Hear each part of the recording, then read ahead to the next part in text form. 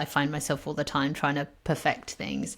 But I see play as a really helpful and huge tool to do this, because play is, by not defining an output, by just defining an area of exploration, automatically you can't fail in the same way, because there was nothing you were ever trying to get to, or any failure is a discovery.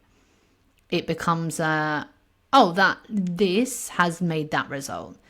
And that felt easier to deal with, because it's what I needed to do to move away from the perfection and to move into a growth mindset, was to remove my very binary one. I must be successful at it. Like it must, if I'm going to put any effort and it's worth my time, then it must be a good result. And that good result could be, I get praise, I do it right, I feel like I've done something I can be proud of. And as soon as I really needed to take that, it must be this, otherwise it's not worth my time, out of the whole equation. Because you don't do a lot of things if you're trying to decide, well, if I'm not going to be good at it, I'm not going to do it. Then you just don't do anything, because you only do the things you know you're going to be good at. So you never try anything new, you don't play around with things. And that for me was really, really important to change. One, in order to be able to even learn a language, because for anybody that's learned a second language, I mean, hats off to all of the amazing people in this world that speak 2 languages or more. It is an incredible piece of work to learn another language, and requires you time and time again being humble and dealing with the humility of going, I'm going to make a mistake, people will correct me, I will have to go into a situation where I have vulnerability, because the only way you learn is by making mistakes and having them be corrected, or by people going, sorry, what? And then you're like, that wasn't the right word. Okay, what word am I searching for? I need to go and look up how to say this thing so I can do this next time. Those right. things. And I think learning that about ourselves is really important. And for me, play is a route to do that. I mean, learn a language if you can. I think it's a wonderful thing to do.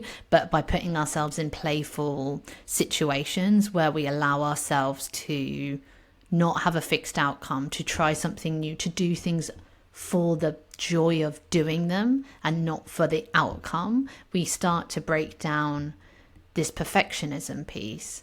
And I think that's where it can be really useful, and play is a nice thing you can add into every day. It can be mini practices that let you go, I'm going to try this thing, and it doesn't have to work because I'm just trying it, I'm just playing around with it. Right. And that lightness is super helpful. Exactly. And I think that's where it takes you then onto that, because I think when you start to experiment, exactly what you're saying earlier about curiosity, you then become more curious. And the more curious you are, I think, one, it gives you this kind of ability to open up the world into what if, which not only gives you a huge amount of possibility with everything, but it also lets you question the things that you thought had to be that certain way. And I guess what I love so much about your podcast and the theme is there's a humbleness to it. There is a recognition of, I don't know everything. And, there are so many things to learn in the world, so many things that I can be curious about. And to me, that really speaks to what I think is also kind of at the core, or something I'm really thoughtful about right now, is this idea of wonder. And that is that, like, both that I wonder what that thing would be if it was different, or I wonder how this could be, and also that the use of the word wonder in a like, wow, I'm like awestruck, I'm in wonder just staring at this tree, or watching this person achieve this amazing thing, or seeing somebody simultaneously switch between 4 different languages. That's me being like, oh my God.